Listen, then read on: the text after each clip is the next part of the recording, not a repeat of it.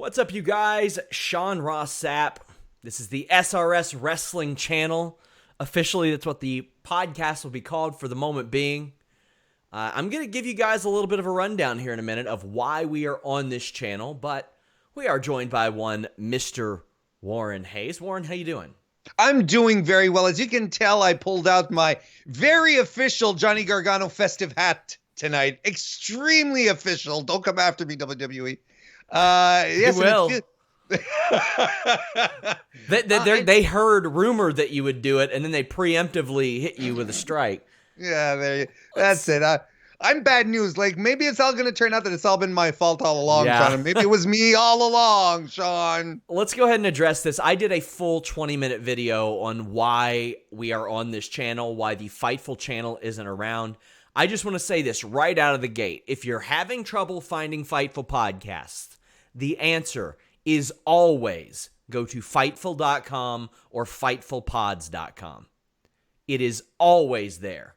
We are on those sites live every single episode that we do live podcasts. We are also available Spotify, iHeartRadio, iTunes, Stitcher, a bunch of shit that, quite frankly, I don't even know about. We're on. That's the beauty of Libsyn. It takes care of all that for us. However, we have been a primarily YouTube-based service since our inception. Quite frankly, that's why we don't have the footprint on Podbean, on Stitcher, on SoundCloud, on iTunes, in which a lot of other wrestling podcasts do. You'll tune in, you'll see a bunch with like 1,000 reviews. I wish we had that many reviews on iTunes, but it's not a realistic thing because a pretty healthy portion of our viewers were at youtube.com/Fightful. Now, the channel you are on right now is a channel that I started on my own in 2011 for like personal videos, pro wrestling training, stuff like that. Just my own day-to-day run-of-the-mill shit. Like if I needed to interview Vince Russo for a Brawl for All story, which you guys can now see on this channel, I would live stream it from this channel on an unlisted link. In June 2016, from this channel, from this email address, which I will not give out, I birthed the Fightful channel. It was mine. As the website Fightful.com came to be and went along, I passed that off to Jimmy. I passed the finances over to him. I'm paid a salary. We pay our writers, our podcasters, all that good stuff. So it is in his company's AdSense. What AdSense is what the money that YouTube gives you or that you guys give us via YouTube goes to. Unaware to myself and Jimmy, a couple other properties within his company shared that same AdSense. And in one night, Warner Brothers, an automated bot from Warner Brothers, hit one of those channels completely unrelated to Fightful with 12 copyright strikes. We had no chance to fight them, no chance to battle them. Obviously, it's very hard to get a human on the line with YouTube. So that killed our channel by association. Fightful did nothing wrong. I had somebody say, shouldn't have posted that Angel Garza video. Hey, homeboys, WWE sent us that video. They asked us to post that video. Now, WWE did absolutely hit us with a strike preemptively a couple weeks ago, which they released when they realized they screwed up. So for the past 6 weeks, Fightful has had to deal with all this trash. And now we don't have a channel. But for right now, what I'm going to do is stream on the SRS Wrestling channel.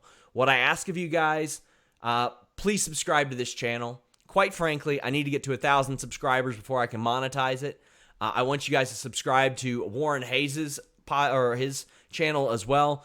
Saturday night, he will be streaming the Fightful NWA Into the Fire, Ring of Honor, Final Battle post-show podcast. You'll be able to catch that on Fightful, but I want the same for Warren, too. I want him to hit that 1,000 subscriber mark. I want us to be able to monetize these channels accordingly. That way, in case some shit happens, we're not left out in the cold in this regard. Jimmy is not as worried about this as I am. I am upset that I lost 4,500 videos.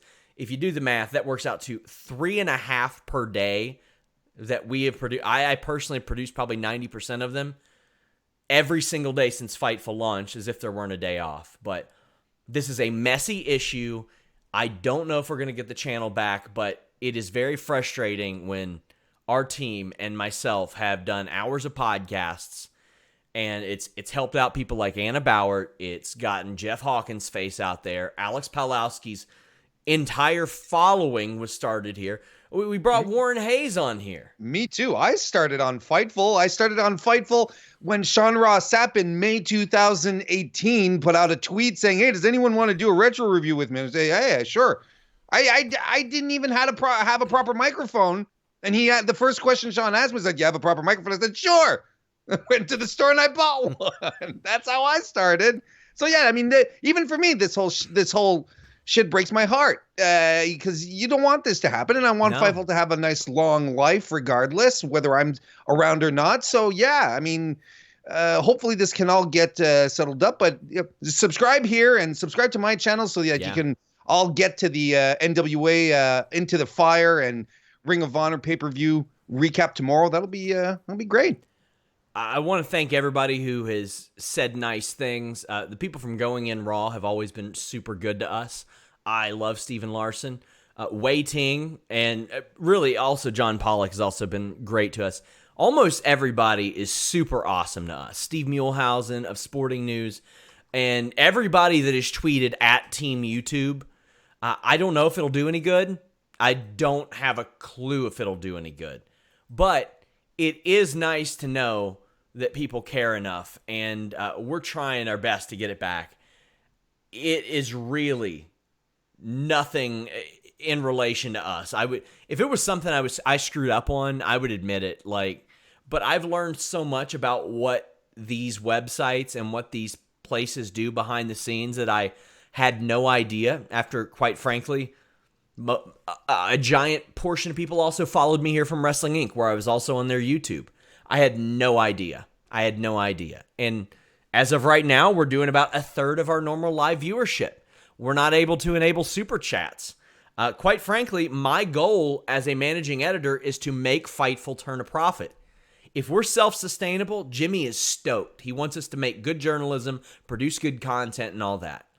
We don't have the production values of a Cultaholic or a What Culture or places like that. By the way, who I know great people at.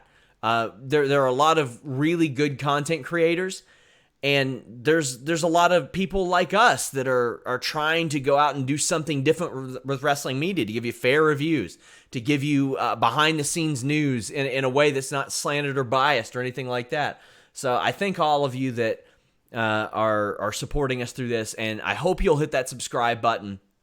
I've posted a few things on this channel. I posted a Fightful interview marathon, basically all of our 2019 video interviews across like a 3-hour video. I did one last year.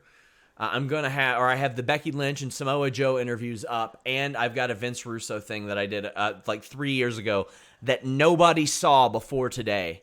It's up right now, but make sure you guys also subscribe to Warren's channel. He's going to be doing the NWA Into the Fire podcast tomorrow night. I'm doing the UFC show. There's a good chance the TLC review will be right here on this channel.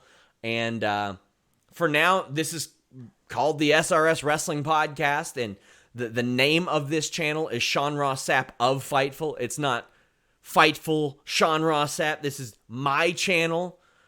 So if YouTube says that it is affiliated with Jimmy Van's parent company, that is outright untrue. I just want to establish that right now. But hopefully they can get this squared away, because I truly have nothing to do with any other digital properties in relation to that. But, oh, man. Leave a thumbs up, I guess. Is that the end of the podcast, Warren? Yes, thank you, everyone, for coming. Spread cheer and dog food throughout the holiday season. Bye. Yeah, I mean, what'd you say? Spread cheer and dog food? Yeah.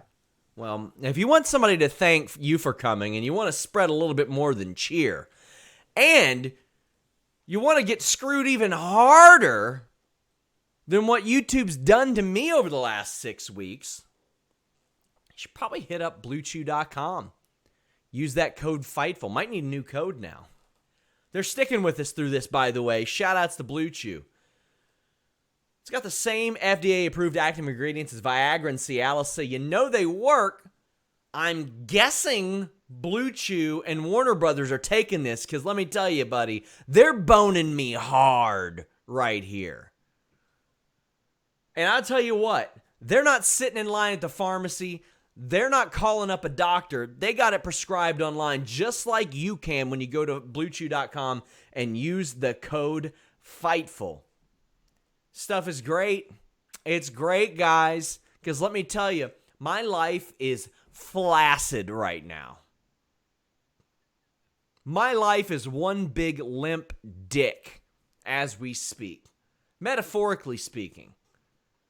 But you know what makes me happy? Blue Chew. Doing the ad reads, you all ordering Blue Chew, getting your penises rock hard just makes my day, guys. Nothing makes me happier than each and every one of you having an erect penis and being able to perform sexually in a way in which you can be proud of, even if you're already proud of how you perform. When you hit me up on Twitter, guys, and you say, you know what?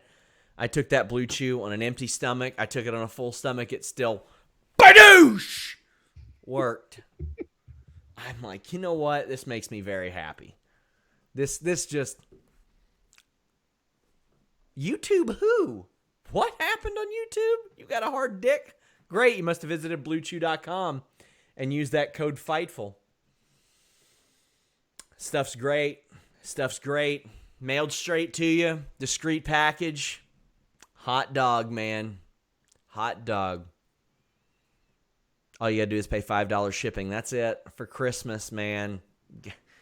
Give the gift of an erect penis to your lover. Warren, Smackdown happened tonight, but you know what? I'm gonna get this out. We're gonna wait and talk about Smackdown a little bit too. Maria friggin' Manic is Ring of Honor's next star. Did you watch that match? No, I was focused on SmackDown, but yeah, I saw your tweets. Now I'm excited to see it. Woo! So Maria Manic, I gotta say, Ring of Honor. I heard that they were bringing her in March or April. I've said this before. It took them so long to debut her. I thought there was a company-wide effort to feed me bad news because like 6 people told me, "Oh yeah, we're bringing in Maria Manic." They didn't bring her in until like late June. Go back and check. Fightful reported that late March, early April. Her deal was up at the beginning of October. She hadn't even wrestled a match. So they re-signed her to a big deal, debuted her tonight officially in a match, and I said, this is the only way that this needs to happen is a squash match. And boy, was it ever. You all got to go watch that Maria Manic match. She's got it. I could have done without the extended lap around the ring at the end with the water bottle, but she like stole an MJF scarf and put it on while she was kicking Angelina Love's ass. There were streamers being thrown on them while they wrestled, and she still like body slammed her and threw her into stuff.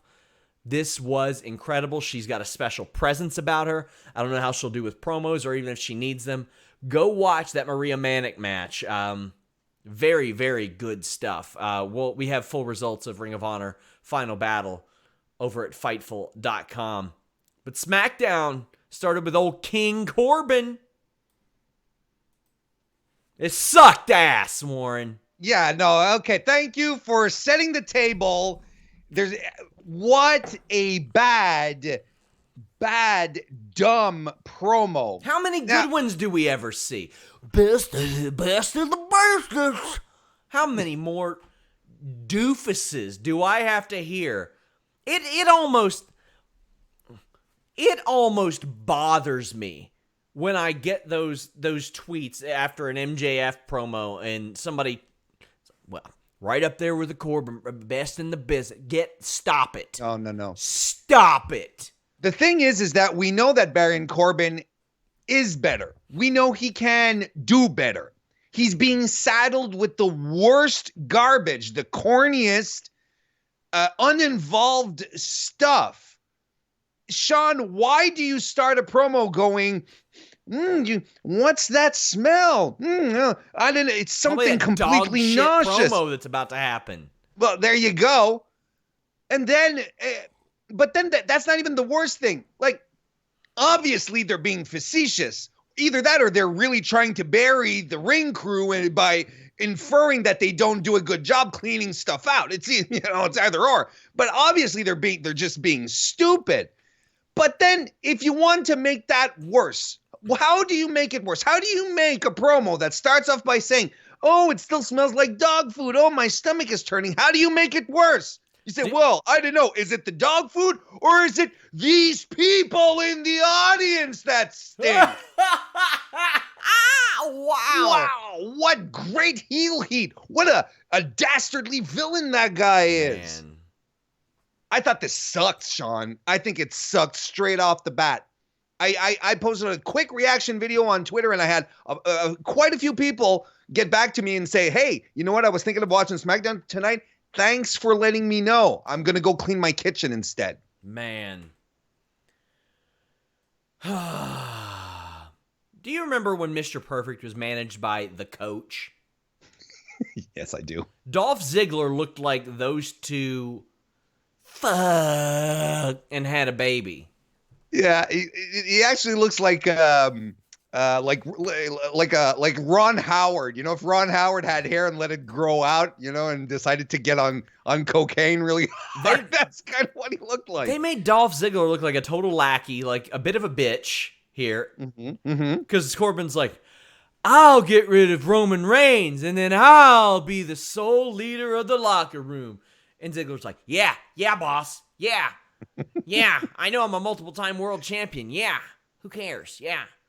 It's like those two dogs in the old Looney Tune commercials. Remember those? You know, there was the big tough one, and then the little one that'd jump around, and that was it. That's exactly the dynamic they had. Yeah, this promo was not it, man. Nope. This promo was not it. New Day come out. The best thing about this promo was Big E calling Corbin a trick, and then Corbin said, well, how about you show me the trick where Kofi loses the title in 7 seconds? And I was like, that's good shit. Yeah. That was great. And it's the kind of thing that we expect from Baron Corbin, because that's the kind of stuff that he pulls off on Twitter. Yeah. Like he's capable of just pulling out the one-liners and effectively savaging people online. That's not a problem. It's just the material he's given is such hot junk. It's ridiculous. But I liked how they came out here. Liked how it took, when I say like, I'm being sarcastic here. Liked how it took them 2 months to let Kofi Kingston talk about his championship reign after losing 2 months, Sean, before having some kind of post-mortem. So having some kind of moment where he's like, you know, I was mad, but I'm not that mad kind of thing. I think he said that to try and get us to try and justify the fact that, hey, you know what? I didn't talk about it over the past couple of weeks because it didn't bother me all that much. Well, it should have bothered you. Yes. He said it himself. I wasn't out there going on Twitter and keyboard worrying or bitching about it. That's not necessarily what you need to do to be mad at losing a title. You just go, you grab a microphone. You say, I'm pissed off that I lost, but I'm going to work my way back. Thank you for supporting me, fans. Anything. And it took 2 months for him to come here tonight and say, well, I wasn't that mad. It's very, very, very disappointing in a payoff point of view as for the audience. We've talked about this. We've touched about it on this before. WWE has difficulty rewarding you as a viewer for watching the show. Sure, Kofi can lose. That's not a problem. I'm not saying they should have kept the title on him for 6 years. But when he does lose, and since he was a very organically built champion, the least you can do is have him come out and say, thank you, audience. I'll be back one day to fight for it. And that's all the resolution as an audience needs. And it gives you incentive to support future champions, because the champions, you'll know there'll be at least there'll be a moment where they will thank you, where there'll be some feedback on their part to make you feel good, that little boost of hormones to make you feel good about backing that guy up. It seems so simple, or at least much less difficult than they make it to be. Yeah. Bliss Cross Applesauce, as they call themselves, are back. They beat Fire and Desire. Them being drafted separately, again, still makes no goddamn sense. None at all. No, it doesn't. Because they're so happy to be back together. First off, drafting them to Raw didn't make any sense. Sending them to SmackDown didn't make any sense. Drafting them separately didn't make sense. And then, subsequently, because of all that, them being together doesn't make any sense. None of this makes sense. Whatever. But they're happy to be back together. I just wish, for the life of me, they would just go ahead and say, hey, you know, Brock didn't really get to jump over. I would love if that was actually brought up as a thing. Like maybe somebody who's in Brock's next program can say, Paul acted like Brock just got to move. He was traded. He got traded. Yeah. Alexa Bliss, Nikki Cross, just say they gave the rights to sign Sheamus up.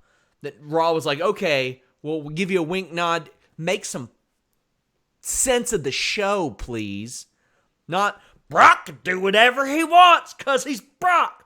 Yeah, okay, because there's nobody else in WWE that would have that power. Just one guy. All right. Whatever. Mandy and Sonya ran back to attack Alexa and Nikki. I kind of liked hearing the crowd react to them running to the back because I was like, what's going on? That was very cool. I thought I really liked the start of this match. How many times have we seen exactly this? One team in the ring waiting for the other team to come out. They're cutting a promo in Gorilla. How did it take this long for someone already out there to be like, you know what? We're starting this one right now. I loved the fact that they ran back up the ramp into Gorilla to beat them up before the match started. Loved the start of the match. I did too. This was a good, hard-hitting match. Nikki Cross ends up winning. How much of Total Divas do you watch, if at all? Zero. Pretty heartbreaking to see that Mandy was set for a match with Asuka at WrestleMania, and it got pulled. Or not Mandy. Sonya was set for a match at WrestleMania with Asuka for the title, and it got pulled. Because they had to put Charlotte in the main event, and they had to make sense of it with the title. Isn't that wild? Yeah, sorry I said Mandy. It definitely Sonya. Oh my goodness. And how does it make sense to put the title on Charlotte because they wanted all the belts to be defended in the main event? Oh, yeah. Oh, yeah. And even if it hadn't been for the title, they could have, hey, crazy nut bar idea here. Why didn't you just give your women a storyline, just a little something to fight over? Because after all, they're wrestlers. They can fight for wrestling stuff. Yeah. Could have been a number one contenders, but could have been a whole bunch of stuff. Oh my goodness. No, that breaks my heart even more. Sonya's real good, man. I think which honestly, I think all four women in this match are real good. Everybody's like, Alexa, maybe. No, she's good. Mandy's good. We got to get past she's a blonde and all this. No, she's good. Like, she's better than 80% of the women that were on the roster 10 years ago. Sure. Like, Tori Wilson, Stacy Keibler, all those, nothing. No, Mandy's good. She would have been one of the best in-ring workers of that era. Absolutely. Any thoughts on this match? The match was fine. I like how Alexa, when they were cutting the promo up in Gorilla, when she was saying she was talking about Mandy, and she's talking about getting the eyelashes pulled off. Saying, I don't understand why Mandy has to make this all personal. And I thought that was fantastic. Isn't that just the pot and the kettle? It's fantastic. I love how, even though she's technically a babyface, she's still Alexa Bliss, being very facetious, being like, I don't know why she has to be this way, when it is completely something Alexa Bliss would do. And it's even more of an Alexa Bliss thing to point out to someone, knowing full well that that's how her attitude is. I like it. Maybe it's just a little breadcrumb for an eventual turn back to being heel. Maybe, but I liked it. I thought the promo was great. The match was fine. Too short for my taste, but good for what it was. Anna Bauer often brought up how the women's division was booked like Mean Girls. I would love a duo, sure, I don't care who, to quote Mean Girls repeatedly and make that like their gimmick. Like, they just say stuff like, why are you so obsessed with me? And on Fridays, they always wear sweatpants. That's the rule. They wrestle in sweatpants. Next up, No flips, just trips. Dash Wilder fell flat on his ass. He did. And my favorite thing is he's sitting down there like, Scott, look. Like he thought it was just as funny as everybody else. And Wilder kept his composure, right? He didn't corpse nothing. I don't know if he knew. Because I think by the time he turned around, Dash was up, but Ali and Shorty G knew because they were laughing their ass off in the ring. And Corey Graves covered up for it. He said that he meant to do that. I loved this. Mind games from the start. I called them the Revive Fall. Now, the Young Bucks tweeted out. They called Fall the Revival, FTR, right? Yeah. This was fine. Everyone was having a good time with it. It's perfect. So, I was about 5 minutes behind on the show because I was also watching Final Battle, and I see one of our mod, Hannah Moore's reaction video, and I'm like, what's she talking about? And then I turn over to my TV, and it hits, and I was like, oh, perfect. Oh, I loved this. This was good. Not much of a surprise. This match rules. Would not have hated to see Team Ali G added to the ladder match, as we find out, just out of nowhere. It's a ladder match. Cool. All right. Sure. If you're gonna make me watch, make me watch a Revival New Day match for the 5th month in a row, throw a ladder in there. Sure, man. Sure. Yeah, that just added up the stakes to a match that was already had the basic components to be great. You're gonna throw in some ladders, people jumping off of them, Kofi Kingston doing some crazy stuff. Well, sure. It's great because most of the ladder matches on this card don't have stakes; they have dog food. So that's awesome. That's incredible. There's a great belly-to-belly suplex that Shorty G hits on Dawson in midair, off of Dash's shoulders. Ooh, boy.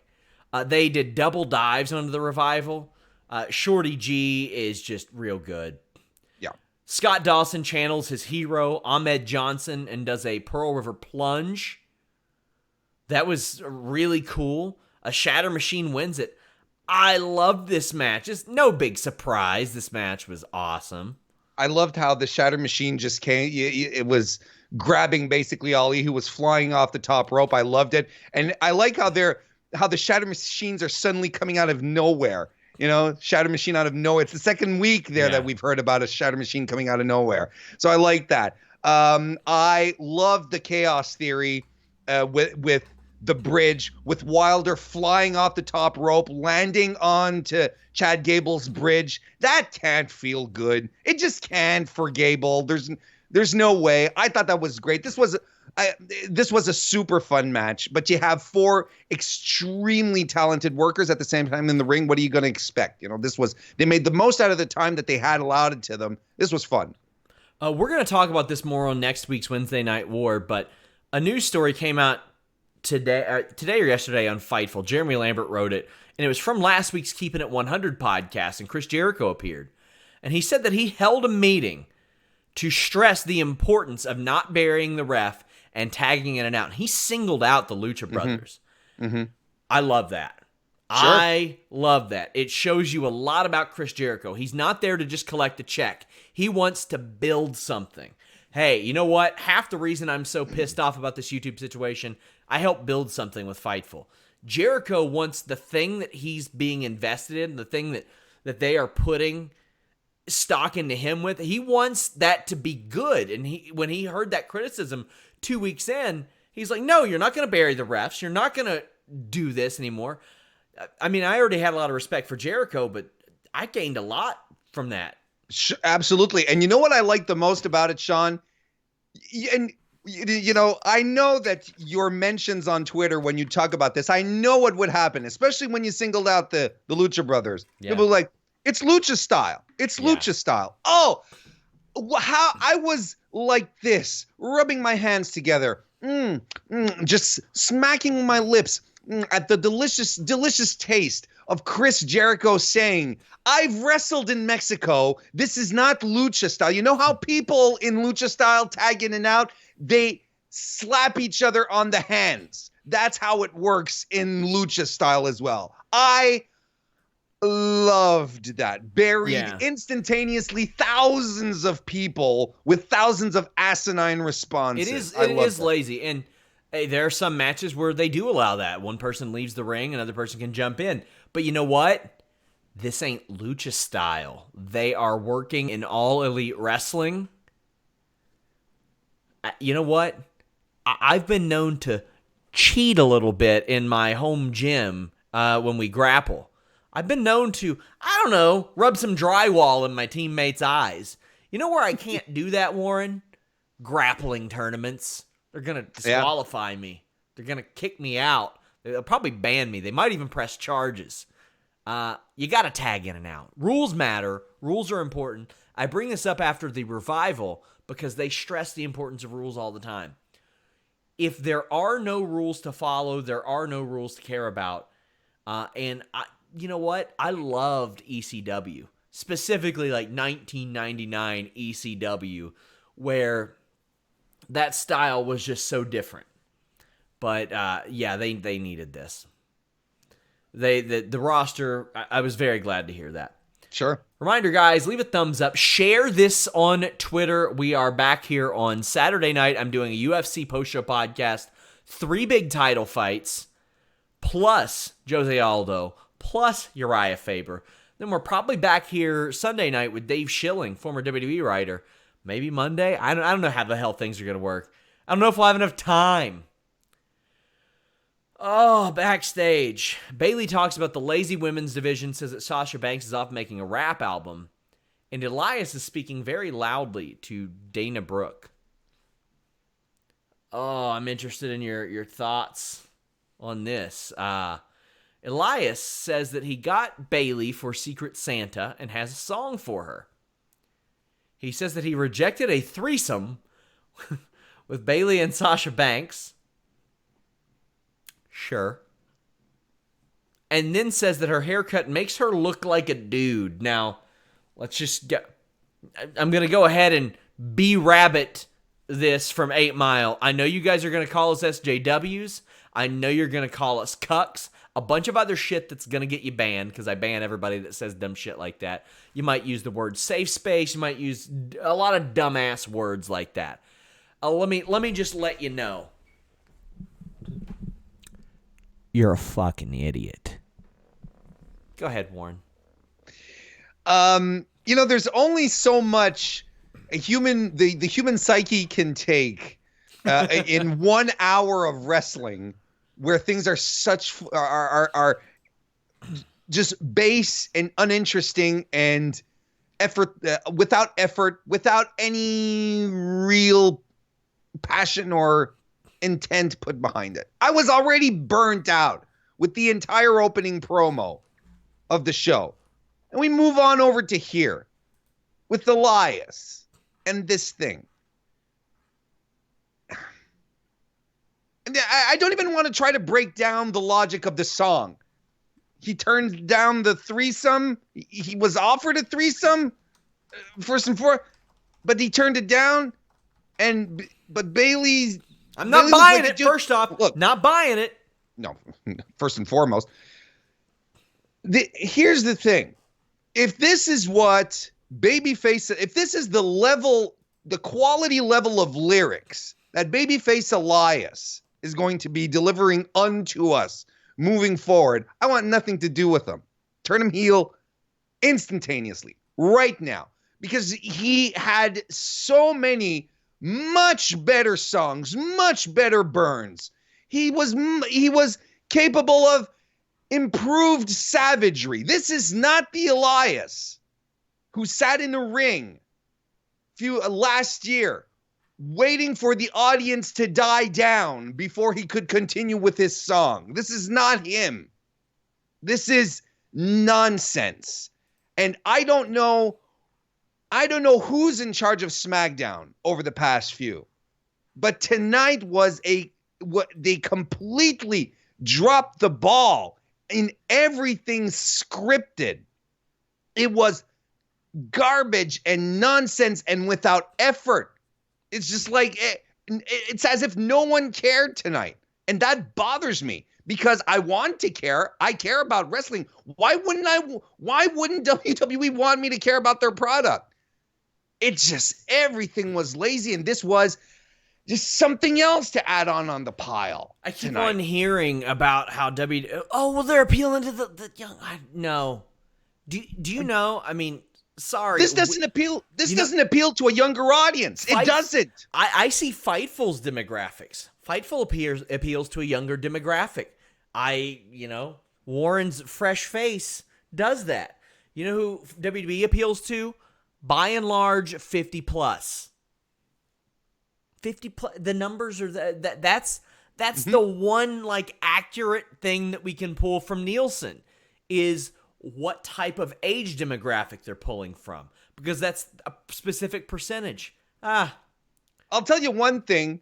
The more this thing with Dana Brooke and Elias is advancing, I'm thinking Dana Brooke is eventually going to fall for Elias. That's the only outcome I can see here. And if I'm Dave Bautista, I'm giving Elias a call. And I'm like, hey, bro, you're hanging around a lot with my girl right now. I could think of far worse things in this world than all this to culminate at WrestleMania. Like, they date for a while, and then he's really shitty to Dana Brooke. And then WrestleMania, to kick off the Hall of Fame introductions, Batista beats the living shit out of Elias as he's performing a mean song about Dana Brooke.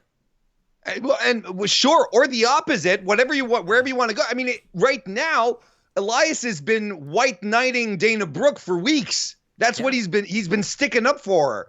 So look, it could go either way, and I'd get a kick out of it personally. Well, you know what? I like that Dana Brooke's getting screen time, and I like her in the ring. She did a handspring attack, and a lot of times when people do those, I can't tell you how many times I've seen it, where people miss or it's light or something. Dana knew she wasn't going to get there with the elbow and turns her body in midair and ended up doing like a splash type of thing. Yeah. It looked really good. It did. Her power bomb looked good. Her getting excuse me. Her Batista bomb looked good. That's a good point. That's a good. I didn't even notice. Amazing. It was a sit out. It was a sit out. Well, you're right. Although Batista did say one time, no, it requires you to awkwardly fall backwards as you do it. Because somebody said, is every sit down power bomb a Batista bomb? And he's like, hell no. You got to fall backwards every time. When he did that back in the day, I was like, why does he do this? Like, Draws shouldn't do a better sit-down power bomb than you, buddy. But Dana got pulled into the ropes, and I loved Bayley's Rose Plant, too. Yeah. This was one of the better ones, Warren. Because it just came in real quick. We were talking about this the first night she brought it back, how it was kind of clunky. There was the setup and everything. Now she just sort of snapped into it. I liked it. Yeah. Another Sheamus vignette. Cool. I'm glad. Good on them bringing him back on SmackDown in case they need to pivot and put him back with Cesaro. Can I ask you a question, though? How many guys are there on either roster that's come back doing their promo saying the roster is soft? There are no real men around anymore. We saw that was the whole impetus of Drew returning. We saw it recently with AOP. Yeah. I mean, and look, it's not that it doesn't fit a guy like Sheamus. Sheamus is, if you're going to do it with someone, better be Sheamus than with Marco Stunt. You know what I mean? Yes. It's not that it won't work. It's not that it's not credible. It's just like, okay, this again. Okay. Well, I don't want to start crapping on Sheamus returning. I think it's fantastic. I get what you mean. It's turned into the new "My name is" promo. Yeah. Like I don't need it all the time. I'm good with that. Like we've seen it. It worked for Drew McIntyre because we've seen how he's behaved on social media, and we've seen how he behaves in interviews and stuff like that. Like I believe that he really feels all that. I don't necessarily believe that Sheamus does. Renee is with The Miz at his home. She asks where Daniel Bryan's been. The Miz is like, I don't know. I haven't seen it. Why would The Miz know? I'm thinking he might be moonlighting as a private investigator now. That's the only explanation. I love the setting of The Miz's home because those that are familiar with Miz and Mrs. or are fanatics of Marjo Mania know the setting of his home. He says that he does not like Daniel Bryan, but respects Daniel. And then we hear Maurice shouting from another room. And just any reason to make Maurice an on-screen character I am supportive of, because she's great. But the rabbit was in the baby's crib. I dug this. Okay. Go on. Because I'm kind of ready to tear it apart. But, I mean, that's about it. That's about it. Okay. And I like that Bray Wyatt did Firefly Funhouse and said how great the Marine 5 was. Like, that was good. The Bray promo from the Titantron was really good, but Bray murders them every time. He's fantastic. Yeah. Okay, so they basically, Maurice is in the kitchen. This is like, Mike, get over here, Mike. And she's holding like their baby monitor thing on their iPad or whatever, the baby camera. And instantly I'm like, oh, okay, clearly it's confirmed now. Bray Wyatt does have supernatural powers because he was able to watermark the baby baby camera video. It had the Firefly Funhouse watermark on the bottom right-hand corner. So I'm like, cool, superpowers. And then they run up the stairs, go into the room. They find Monroe there with a creepy doll. The Ramblin' Rabbit wasn't there. And I don't know why Ramblin' Rabbit would cooperate with Bray anyway, but that's a whole other story. But Sean, they ran up the stairs. And we had an angle cut. We had the camera cut as they went up the stairs. At the top of the stairs, there was a camera crew. They get into the room, and there's a camera crew right there as well. Now. Exactly. I hate the invisible camera. And I'm like, okay, it's an invisible camera. But then what does Miz do? He says, we're done here, guys. Get out. Get out. So he addresses the camera crew that is in his daughter's room while he is asking his daughter and his wife in a panic, where did you get this doll? Where did you get this? Why isn't he asking the camera crew where the doll came from? Did you guys see anything? Because if you're going to do it, you have to go all in on this.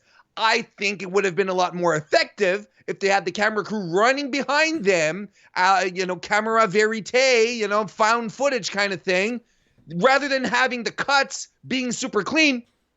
Because it's not even an invisible camera here, Sean. We're trying to do the best of both worlds, and it's not working. It just killed it completely for me. And this had all the marks of Bruce Pritchard all over it. If from a production standpoint, this tasted, it smelt, it felt completely Bruce Pritchard. And sometimes it works, but in this case, it didn't work at all. Bad directing. Yeah. Bad directing, regardless of who it was. So the Firefly Funhouse thing happens. It's, come on. It's The Miz. Mm-hmm. And word is, Daniel Bryan just didn't want to face The Fiend again. That's word on the streets. Oh, like he just didn't want to do it again? Yeah. Can't say I blame him. Whatever. Miz, Bray Wyatt. It's happening Sunday. No title on the line, apparently. Yep. Otis is backstage. He got Sami Zayn a Christmas ham for Secret Santa. I do love that this was wrapped. I thought that was phenomenal. But Sami isn't happy with it. Admittedly, I was paying more attention to Maria Manic at this point. The match was fine. That Kinshasa that Tucker ate with his neck. Yep. Ow. Is everybody on this show in a tag team now, by the way? We had two singles matches tonight, and one of them turned into a tag team match. But as far as all of this went, though, I really liked the segment with Sami and Otis, and I really felt bad for Otis. This was genuinely one of the times where I felt connected to him, because he was, he didn't think. Because Otis doesn't think. He's impulsive. He's all about urges. So he doesn't think. So he says, yeah, I like ham. Everyone likes ham. I'm going to get him a ham, kind of thing. So he cooks the ham. He wraps the ham because it's Otis. And he opens it up and he's like, dude, I'm a vegan and this is against everything I stand for. And he apologizes. Otis, contrition, looks down and is like, I'm sorry, you know? But Sami doesn't want anything to do with it. Oh, you're sorry, you dummy, you know? So I like this segment. I thought it set up everything really well. When Cesaro took the ham, I was like, yeah, I'd take the ham too, buddy. But he tosses it down. Extra heel heat. That was fun. I liked it. I thought this was I thought this was a fun little segment. The match was fine. Everything worked. And I know they were in Wisconsin, but yeah. My God, Otis is over everywhere. Show man. Construction 101 will tell you, don't do 4 tag team matches on a 2-hour show. Mm-mm. That's a bad idea. And they were lucky it didn't get out of hand. Like, they're lucky that the crowd just wasn't like, all right, let's move on to something else. The crowd seemed all right, but is this the filler that we're going to get through the end of the year? Because this was the go-home show. Mm-hmm. The go-home show. If I had been in the audience that evening, I would have been really, really mad because there was not a lot of wrestling in that first hour of SmackDown, Sean. There was not a lot of in-ring action, and I'd be mad because I don't, it's sports entertainment, Warren. Hang on a second. If I'm going to pay a ticket to go see a show, I'm not going there to watch people have storylines. Because if I'm going to watch people have storylines, I'm going to stay home. I'm going to pull up Netflix, more than enough shows there. Hell, I'll even pull out DuckTales on Disney Plus, the 1987 show. They have better storylines these days with Gizmo Duck and Launchpad McQuack. No Sasha, no Braun Strowman, no Daniel Bryan. No, that's it. I don't know if he's working a dark match, but I assume no Bray Wyatt live, but maybe he's working a dark match. Yeesh, man. Yeesh. Well, up next, it was Baron Corbin versus Kofi Kingston. This is fine. You see Corbin catch Kofi with the big punch, but it breaks down into a DQ. And, of course, there's a tag team match. Who won this, Warren? I think it was thrown out because they had tossed Dolph, right? Yeah. But Dolph came back to attack Big E. And then Kofi came out to attack, to get Dolph off of Big E. And then Baron Corbin came back out after Kofi. And that's when the referee rung the bell. Like, Kofi wasn't attacked by Dolph. Baron wasn't attacked by, I think he just threw the match out. Which is exactly what you want to see after a match gets DQ'd and thrown out. And then they make a tag match in its place. So the Revival come out and hit a shatter machine outside the ring. They're about to dog food New Day, but Reigns makes the save. Someone needs to hit up WWE and say, maybe we shouldn't shackle up a black guy with his arms over his head to the fucking ring post. And then have 4 white dudes go to town on him. And I'm sure I'm sure just nobody thought the better of it. Sure. I don't think it was malicious or anything like that. I really don't. But it's just not a good look. It's not a good look. It's not a good look. Well, Roman Reigns beats up Jobber Security and New Day, and then, or not New Day, Revival. And then Ziggler cracks him with a super kick and puts up a ladder. And as he's about to jump off, Reigns just throws him off through a table. Love that spot. Mm-hmm. Dug the end of the show in that regard. But Reigns, just comes out and like they played that dog food stuff over so much. And it was just so dumb. I don't know. It got heat with me and then I was just like, I'm not going out tonight to stay home and cover this. I'm going to have to rework my contract in light of things. Yeah, exactly. Kelsey busy every Friday or I can ask if you want. Well, hey, you need to for next week cuz I ain't here next week. That's right. The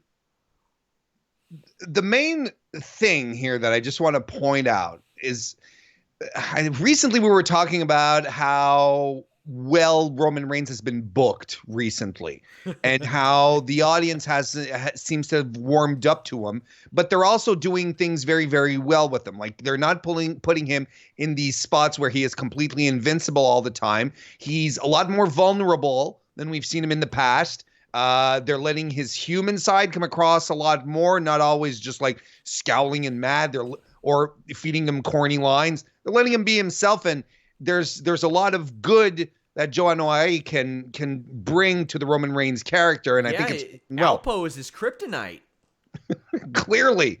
And he's not being fed corny lines because he's busy being fed Royal Canin all the time. Like, it's... The problem I had here, moving along, the problem that I had is just to be very careful. Him coming out and beating up black shirts, I'm okay with that. That's what they're for. But then essentially plowing through 8 guys, now we're starting to see shades of the invincible Roman Reigns again, and it's dangerous territory to tread on. I would have dug a lot more if Roman Reigns had come out flanked by 2 other guys, flanked by 2 of his Survivor Series partners, and then they all come out to take people out. You know what I mean? Yeah. That would have made sense to me because they keep saying, oh, locker room leadership, locker room leadership. No one ever comes out to help Roman, to save Roman. So you lean into that, and it makes more sense more than Roman coming out and beating up 8 guys, despite the fact that he absolutely beheaded one of the security dudes at the bottom of the ramp with a clothesline. That guy. I'm pretty sure Roman after the show went to check on him just to make sure he was okay. But it's a fine line that they tread with Roman Reigns, because if they're not careful, we're going to go back to 2017 Roman Reigns, and it's just going to be bad for him. It's going to be bad for WWE, and I don't want that because they're doing a really good job with him recently. Well, since I got a new channel, we might as well make TLC predictions since I got to isolate that goddamn video again. WWE TLC this Sunday. The Viking Raiders have an open challenge. They're probably winning that, Warren. Oh, yeah. Oh, yeah, they're definitely winning it. And it's going to be a good one, too. It's going to be fun. But, yeah, they're definitely winning. I agree. Aleister Black takes on Buddy Murphy. This is going to be a very, very good match. I don't think it's a big surprise or secret that Aleister Black is going to win this. I think everybody expects that. It's the most probable outcome. I think this is going to be one of the more fun match of the evening. The guys should lay into each other rather severely. You got 2 very good strikers, 2 physical guys who aren't afraid to take a beating either. I really hope that moving forward, they just let the dark room Aleister Black alone. Just let it. Yeah. Never mind the promos. That's not how he got over in NXT. It wasn't his. It weren't his mic skills that got Aleister Black over in NXT. It was him looking menacing. They got him under when he started to cut promos on Zelina about being short. Like, sure. It's like, take the mic away.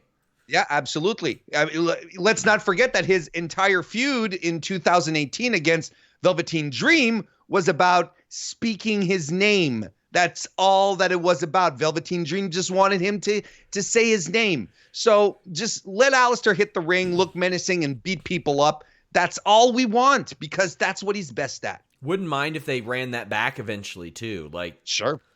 Like, I saw somebody make a name for themselves off of just getting you to say it.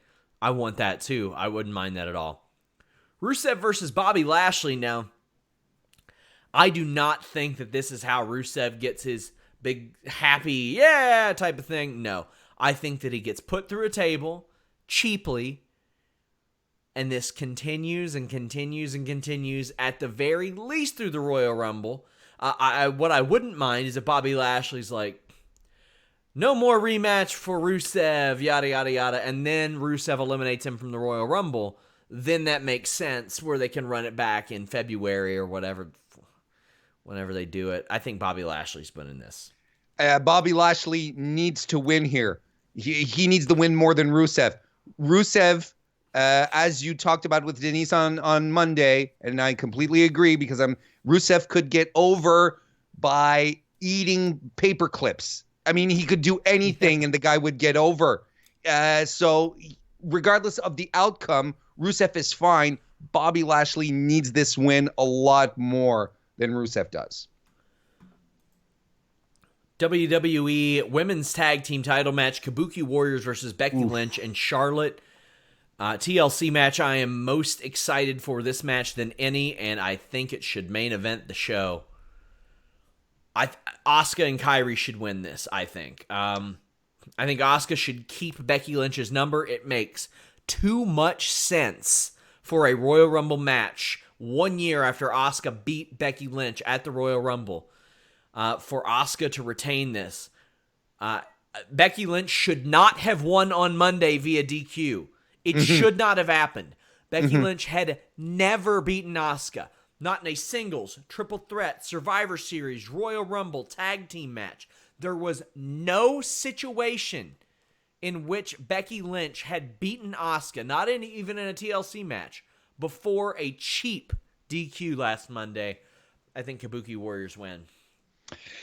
I think Kabuki Warriors retain as well. I'll be curious to see what they do moving forward. I really, really hope that they set up another Asuka versus Becky at Royal Rumble. I really, really, really do. And if they feel that they have to take the belts off of Asuka and Kairi to do that, okay, but it'd be a disservice to the tag titles. It'd be a disservice to the Kabuki Warriors to do it. I know a lot of people are saying that Kairi Sane's contract is up in March or something like that. But I mean, it doesn't matter. It doesn't matter at this point, at this moment where you're telling your story here. I'd really, as long as this builds to Asuka Becky again at Royal Rumble, because I think it'd be a fantastic full circle moment. I'm okay with the outcome. I'm okay with the outcome if regardless. But I think the Kabuki Warriors should keep the titles. Plus, I mean, Royal Rumble's going to have 2 hour-long Royal Rumble matches. Yeah. And probably a couple world title matches, too. Ladder match for the SmackDown Tag Team Championships, New Day against the Revival. Can't wait for this as well. But New Day is probably winning this. Also, no singles title matches on this show. 7 singles titles on WWE main roster TV, none on the line. But this is going to be a good match, and I have New Day winning. Yeah, I agree. And it's going to be a lot of fun. And like we said a little earlier, just adding ladders to this match just added a level of drama that we weren't anticipating, and it's going to make it all the better. What can you do when you have 2 fantastic tag teams, 4 great workers who know how to work tag team matches? You put them together in the ring, add some real stakes with some ladders. It's going to be fantastic. Roman Reigns versus King Corbin, tables, ladders, and chairs match. I could see Reigns getting screwed over, but here's the thing. I can't imagine King Corbin getting any real heat off of this. And then you don't want this to go forward either, Sean. That means that we're going to have a blow-off. We need another blow-off. No. We're done with this. We're absolutely done with this. I'm just looking forward, curious to see how many headlocks we're going to get in a TLC match, Sean. Or main event cravats. King Corbin has go-away heat with me, and that is saying something because a few months ago, I was excited to see what he would do next in the King of the Ring tournament because he was having great matches. And they have just made him so generic. He's always got to be a king or a constable or some doofy shit or some Applebee's server. Yeah. Bray Wyatt versus The Miz. Okay, now this one I'm particularly interested in because it's Bray Wyatt against The Miz. They could either put over some aspect of Bray Wyatt we haven't seen or establish to us very clearly that Bray Wyatt is not the Fiend. And a lot of that, which do you think they'll do? I want you to answer first so I don't look dumb. I don't know exactly what they're going to do. Someone on Twitter earlier tonight tweeted at me and said, you know what would be really interesting? I think this is leading to The Miz and Daniel Bryan versus Bray Wyatt and The Fiend. And I'm like, yeah, you know what? That is something that they could do. They could decide to pull that off. It'd be strange. I don't know who they'd get to work. They'd have to get a fake Bray Wyatt to do the Fiend essentially and work his style. But I'm this this is what I'm most looking forward to see how the Bray Wyatt character, the Firefly Funhouse Bray Wyatt, differentiates from all the Bray Wyatts that we've known in the past in regards to his presentation. I mean, he can come out with the severed head lantern. He can do all of that stuff. Hey, we're probably not getting mood lighting either, so that's a plus. Yeah. But I'm interested to see where they're going to go with this. And it's the type of character development, the little type of, if it's done right, it's the little type of character development that will just keep the Bray Wyatt character Fiend thing fresh for a little while longer, because then we'll be guessing, who are we getting? Are we getting Bray Wyatt? Are we getting the Fiend? And then, since it's non-title and since it's Bray Wyatt, is Bray Wyatt more apt to lose matches than the Fiend as well? So, yes, exactly. That's all interesting to me. Guys, if you want to support us directly through this YouTube mess, please subscribe to FIGHTFULSelect.com. I push it every single episode. It's a service that I really believe in. Every single Monday, you get my Backstage Report podcast, where I give you behind-the-scenes news. I update you on the weekly interviews before they come out. I talk to you about stats, injury updates, and contracts. Early Tuesday morning, Alex Pawlowski comes at you with the Fightful Select Sour Graps podcast. If you miss his reviews, that's a good place to go and get them.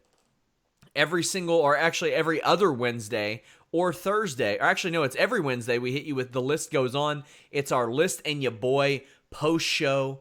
It's a bit of an extra List and Ya Boy podcast that we have there. Every other Thursday, I do a Q&A podcast. Every Friday, you get Alex Pawlowski's Sour Graps for SmackDown. And then every Saturday, you get the Weekender podcast from Steven Jensen. Maybe you want NWA, maybe you want Beyond, maybe you want Ring of Honor, NXT UK. That's where you get it. Plus, you get my news updates in quick order. Like I do like short articles, like maybe a paragraph long to get you the info. It goes straight to you if you so choose. Also, we have the service coming to Fightful.com at the end of Q1 2020, hopefully. We're going to try to get off of Patreon. We're going to be able to do a lot more stuff. We're going to be able to offer free trials, a lot of great stuff like that. Please make sure you subscribe to this channel and leave a thumbs up. Warren, let the people know about your channel before we go. You can find me on youtube.com/Mr. Warren Hayes. Tomorrow night, I will be doing Fightful's NWA Into the Fire post-show podcast over on my channel. So if you want to check that out, and I'll also be talking about Ring of Honor as well. So if you want to check that out, youtube.com/Mr. Warren Hayes. Subscribe. That way you won't miss out. And also follow me on Twitter at Mr. Warren Hayes. Reminder, guys, if you're ever wondering, where are the shows? Fightful.com. FightfulPods.com. They are always there. Hit up at Team YouTube on Twitter. Let them know you want our channel back. Till next time, we're out.